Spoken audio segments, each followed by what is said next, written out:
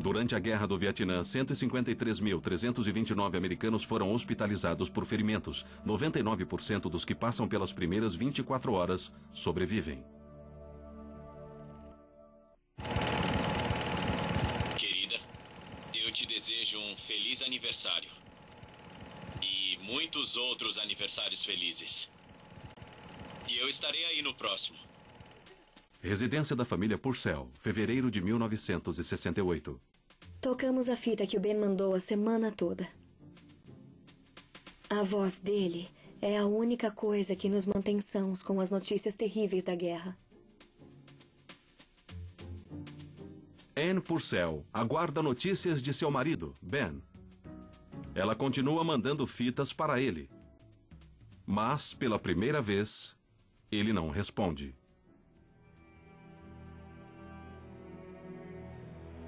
Nossa melhor distração é ir à igreja. Ficar lá entre amigos é reconfortante. Depois do fim da missa, eu vi o pastor parado no corredor com o Major Jim Statler. E eu sabia que eles tinham algo para me dizer que eu provavelmente não queria ouvir. O pastor disse: Anne, vem à minha sala. E todos nós fomos. Ele fechou a porta e o major disse: Anne, Ben está desaparecido. pensei em coisas terríveis. Ele está morto? Está ferido? Está perdido sozinho na selva? Ou será que foi feito prisioneiro e está sendo torturado nesse momento?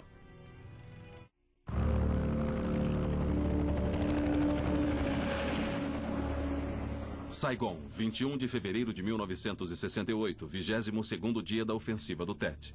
A ofensiva do Tet deixou claro que os comunistas mudaram suas táticas, mas não da noite para o dia.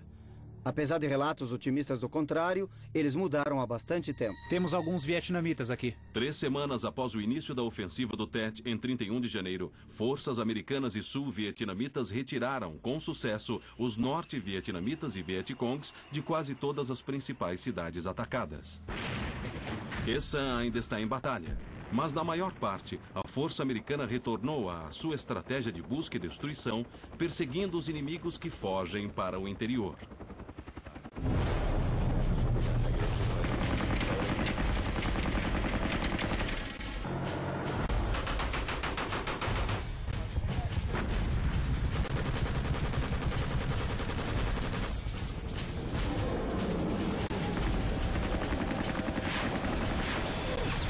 Vamos, mais munição! Tomem cuidado! Próximo a Chu Lai. O tenente Barry Rommel está de volta ao campo próximo a Chu Lai, onde ele acredita que centenas de inimigos se esconderam ao fugir da cidade. Vamos, mais munição! Tomem cuidado! De repente, eu ouço uma grande explosão atrás de mim. Todos caem no chão. Trocar! Pro chão! Corre, corre, corre, corre! Cuidado, cuidado! Vai, cobertura! Me dê a cobertura! Sai daí! Quando olho pra cima, vejo meu sargento caído numa poça de sangue. Ele pisou numa mina. Já estávamos voltando para o helicóptero. Mais 15 minutos e todos teríamos saído ilesos dali.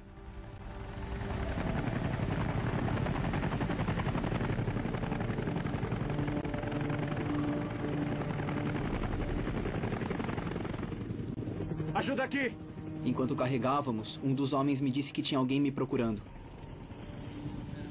Eu olhei para o helicóptero que ele me apontou e vi um major segurando uma placa.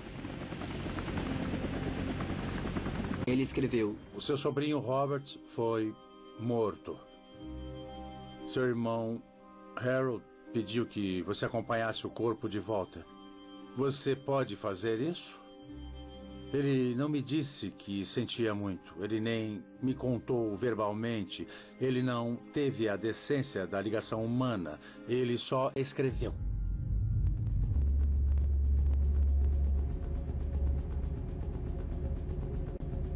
Mal consigo processar o que aconteceu.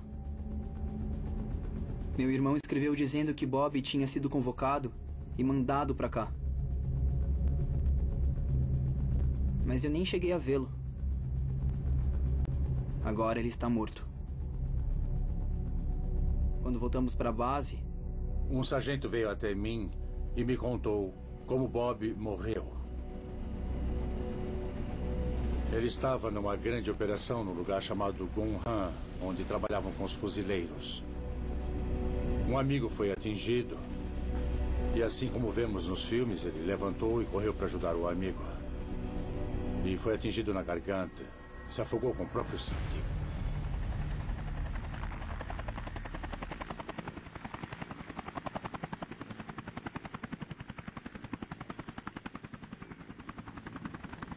Quando me conformei com as notícias, me dei conta de outra coisa. Iria embora do Vietnã. E nunca mais veria meus homens de novo.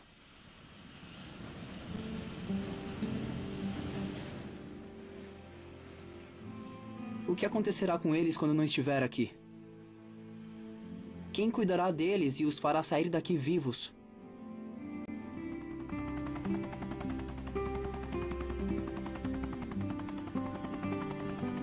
Depois de tudo que eu passei, tudo que todos nós passamos, me mata saber que eu vou deixá-los para trás.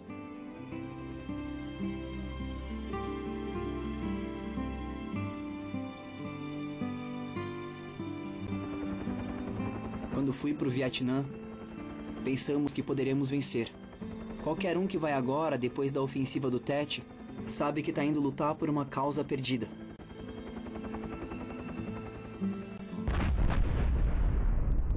A ofensiva do Tet torna-se decisiva não só para as Forças Armadas Americanas, mas também para os jornalistas cobrindo a guerra.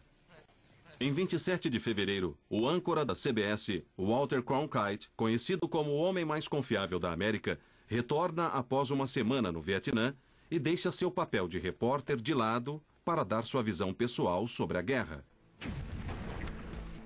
Dizer que estamos próximos da vitória hoje é acreditar, diante de toda a evidência, nos otimistas que se enganaram no passado. Sugerir que estamos próximos da derrota é sucumbir a um pessimismo insensato. Dizer que estamos presos num impasse me parece a conclusão mais realista, apesar de insatisfatória.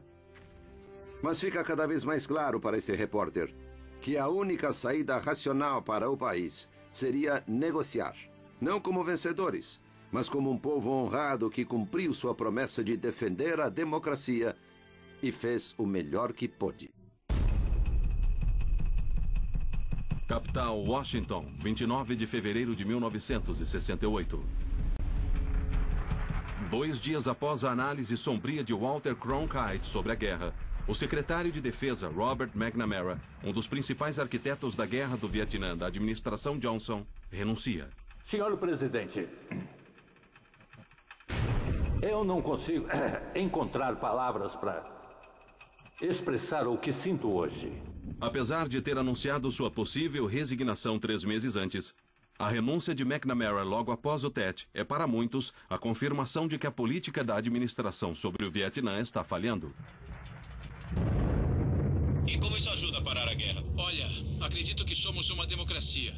A lacuna de credibilidade formada só aumenta, pois muitos americanos veem a guerra de forma bem diferente do que é contada pelos pronunciamentos otimistas da administração Johnson.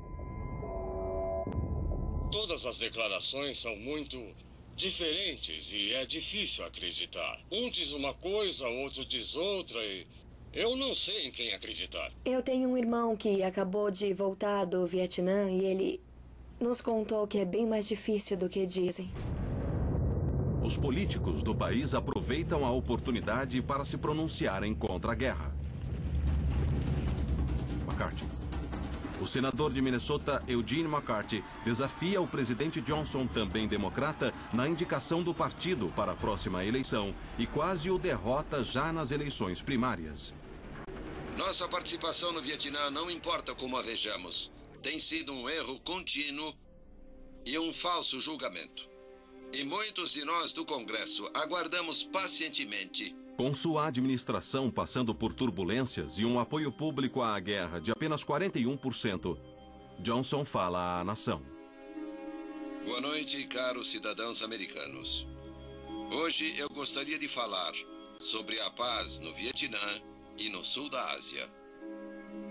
Ele ordena que cessem os bombardeios ao Vietnã do Norte, em uma área onde reside 90% da população, e anuncia trabalhos para iniciar acordos de paz e solucionar a guerra. Com os cidadãos. E então revela uma notícia bombástica. Com os filhos da América em campos distantes. Com o futuro da América em xeque, aqui mesmo. Com nossos desejos de paz na balança, todos os dias, não acredito que deveria dedicar uma hora ou um dia do meu tempo a interesses partidários pessoais ou a qualquer tarefa que não as incríveis tarefas da presidência dos Estados Unidos da América. Dessa forma, eu não buscarei e nem vou aceitar a indicação do meu partido para mais um mandato como presidente. Base de fuzileiros de Khe Sanh, 8 de abril de 1968. 8 dias após o pronunciamento de Johnson, o cerco em Khe Sanh, a última batalha restante da ofensiva do Tet, termina oficialmente. Os implacáveis bombardeios da Força Aérea conseguiram forçar os norte-vietnamitas a recuarem e, finalmente, abriram caminho para os soldados da 1ª Cavalaria retomarem a base. A Batalha de 77 dias foi a mais longa já travada por tropas americanas durante a Guerra do Vietnã e uma das mais caras. Dos 6.000 americanos em Khe Sanh, 274 foram mortos e 2.500 ficaram feridos. Dos 20.000 soldados norte-vietnamitas que cercaram a base, 12.000 foram mortos. Acho que parte de mim ainda está em choque. Eu tinha certeza de que morreria naquela colina. Mas, de alguma maneira, conseguimos conter o ataque. O médico militar Raymond Torres foi ferido por estilhaços em seu rosto, torso e pernas. Sempre diziam, nenhum fuzileiro fica para trás. E eles falavam sério.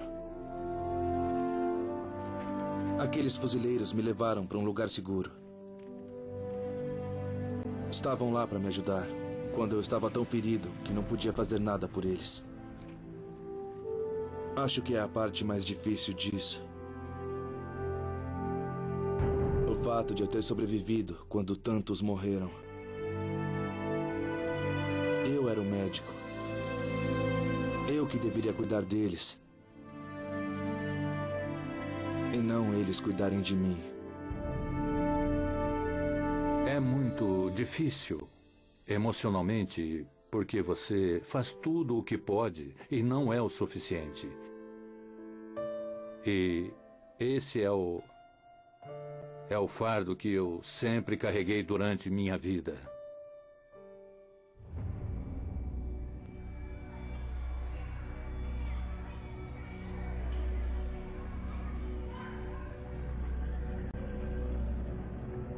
Podem carregar.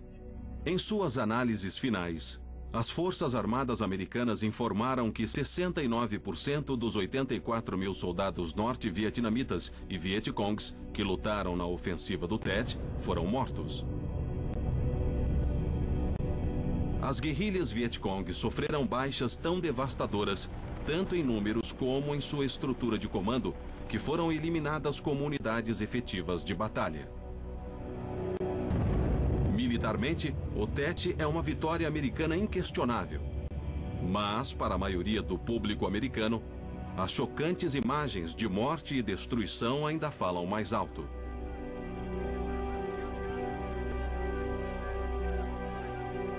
A ofensiva do Tet mudou a guerra.